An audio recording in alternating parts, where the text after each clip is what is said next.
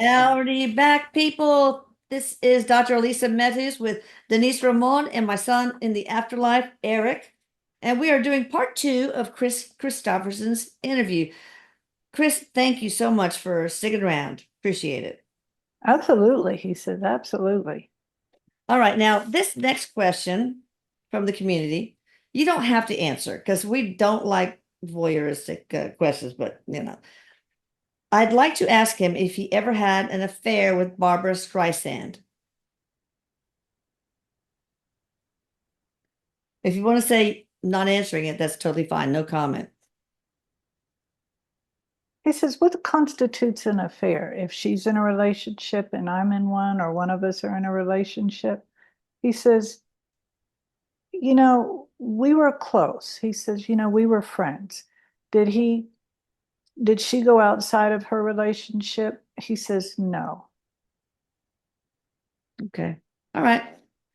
Who was your one true love in your life? And they go on and say, I felt that he and Rita were very much in love. Their body language, the way they looked at each other, and her That's who he gentleness. said. Okay. That's who he said, Rita Coolidge. Okay. But he Any, wants to clarify, he loved all his wives, but that was definitely the one, he says. were y'all twin flames or soulmates? He says so. He was telling me earlier soulmates, and that's why that was one of his lowest points, because Yeah. he didn't know how to fix it, correct it. Any advice for future singers and songwriters? Don't let anybody tell you different of who you are. Yeah. Get real solid in knowing who you are.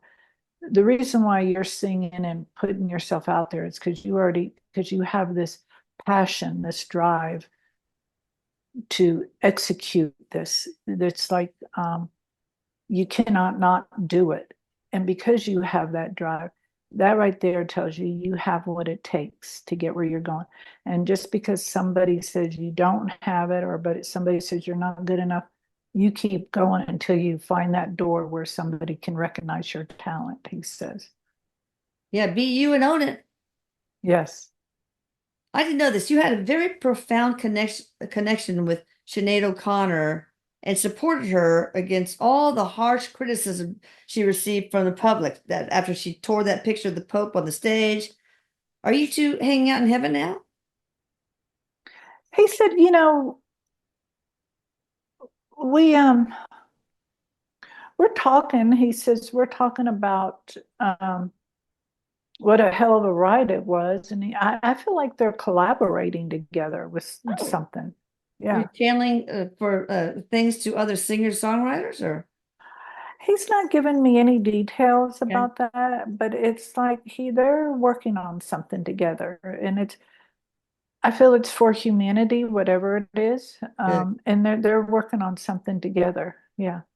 Why did you have a special connection with her? He says she was authentic. She didn't play. She Yes. didn't how Just what you were you talking about. how you saw her in front of the screen and how she was behind the screen. Same thing. Same. She didn't waver one way or another. Did you have another lifetime with her? He said we've had several. Yeah, Can several. you talk about one that was most influential for you? Or most Well, he said impactful? in several, like I feel like a few thousand years ago, Sinead O'Connor was a king.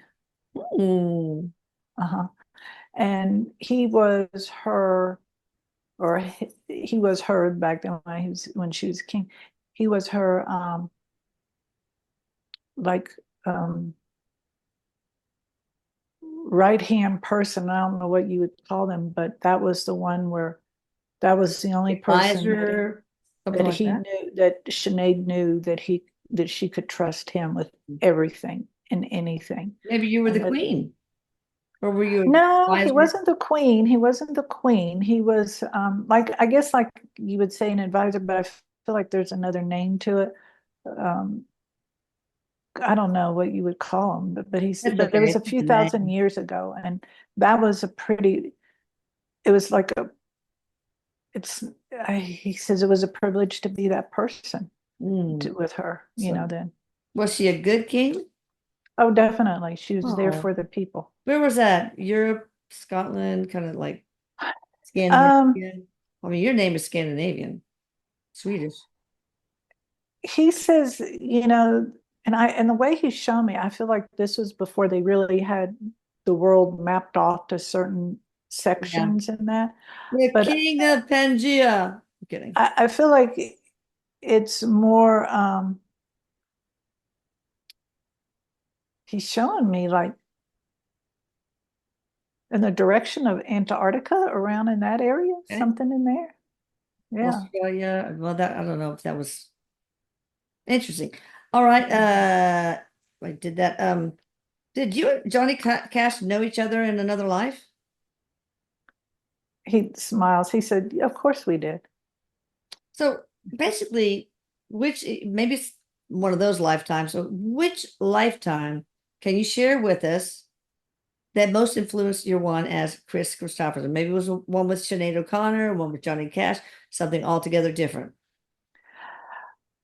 Well, he said the one with Sinead, he says, that enriched his being back in that life. But he says, each life has a direct effect on you, Yeah. on your soul, um, in some way, shape, or form. Because it's like the ball keeps getting bigger, your life keeps getting, your soul, your expansion keeps getting bigger, is what he's saying.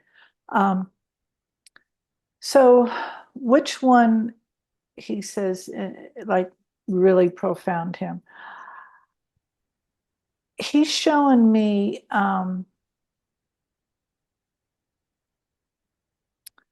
shortly after what we would say, he's saying AD. Okay. He was a very poor female. And but she had a lot of talents. He said she was very artistic. She could draw, do things with sand art or something like that. And she could also tell the future or whatever he's showing me with the stars and stuff. So I'm asking him astrology, and he said, yeah, but it was a different name. There's more to it than that. And he said that is something that really heavily influenced him in this life, because she had to follow her own inner voice because no one else listened to her. Sounds like every mom in the world. Kidding. What can you share about Hollywood that you can give advice to avoid or go for in general? Well,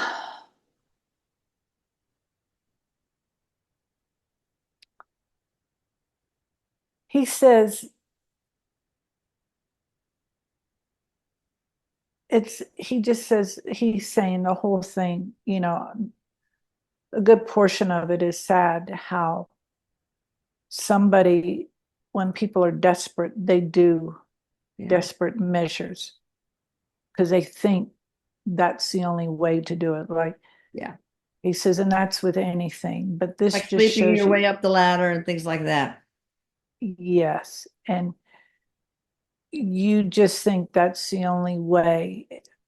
And he says, this is what I talk about, knowing your who you are. Yeah. And trusting that.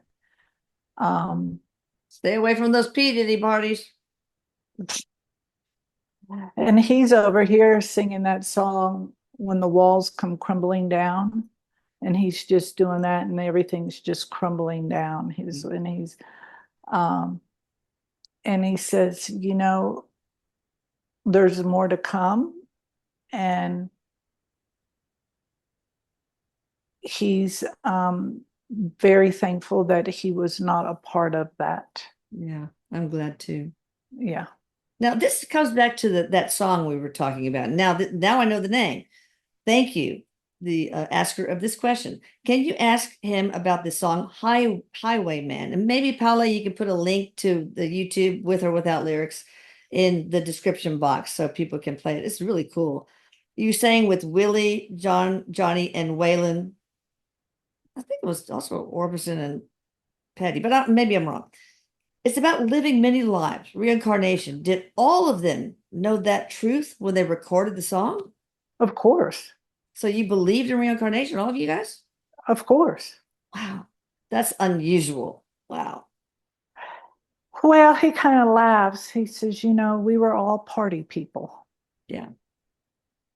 So we experience things. Well, maybe you took ayahuasca, or what is it called?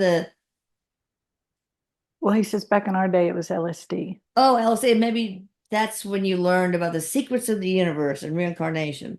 Maybe. He's shown me psychedelics, he Yeah. said, and he says, and I feel like some of them were real into some serious forms of meditation. Oh, good. They really knew like they needed to go retreat places and do things, They weren't just all about getting drunk and passing out. There was so much more to that. They just didn't know how to bottle it up and contain it. So they kind of went off the rails and Yeah. each person did their own thing. Yeah. Yeah. All right. Two more questions. What is the most important thing you would like to tell your children? That I love them. Oh, that's the most important thing ever for anyone. And I feel like they already know or gonna know how much he did love them. Yeah. Because I feel like he took care of all of them. Yeah. Okay. I would love to ask if he has any pearls of wisdom for us now that he can see the bigger picture. He says, sit back and relax. Mm. Everybody is so worried about the Yeah. world collapsing, like the ceiling's going to fall in on. He says, and that's not happening. He goes, it's not happening. Anyway, we're eternal beings. What is the worst that can happen? Seriously. It's not going to happen. He said, everything is going like it's supposed to. Everything is it's all good, he says. Yeah. He says, relax. He says, everybody is so afraid that they're not even living because they're listening to what other people are saying and they're not even hearing their own voice. Mm. There's so much loud external noise. Just live life in love, not in fear. That is the most important. Yes. He said, yes, that's kind of hard though, but when you're listening Yeah. to other stuff, he says, go take a vacation, go walk in the woods, Yeah. go sit out in the dirt, go do something. He says, just get rid of all this external stuff, he says, because he says, really, he goes, this is a joyride that we're on. We just don't know it. Mm. That's right. A lot of people who take their lives regret the missed opportunity. They just messed up, basically. So, okay. So, can you share some fun fact about you that nobody or very, very few people know? Like, you take off your socks, do you smell them? Or do you wear boxers brief or go commando? I mean, what? Just fun stuff. You have a particular phobia. Anything fun? Well, one of the things I got from him earlier was he loves the color yellow. Just absolutely loves the color yellow. Does he have some, superstition and all of that? He said, of It's course. anything. He said, of It's course. fun. He said, of course. He said he had that, one of the things was something about chewing gum. It's just like that. You just don't chew gum. He's just, I don't know, something about the chewing gum, he said. And I feel like the way he's shown me, it's like he learned early on, like not to chew gum because I feel like it got in the way or something. And Mhm. somehow it was an embarrassment for him. So he just always made sure he wasn't chewing gum. Yeah. Um, and another fun thing, well, fun thing about him, he said, he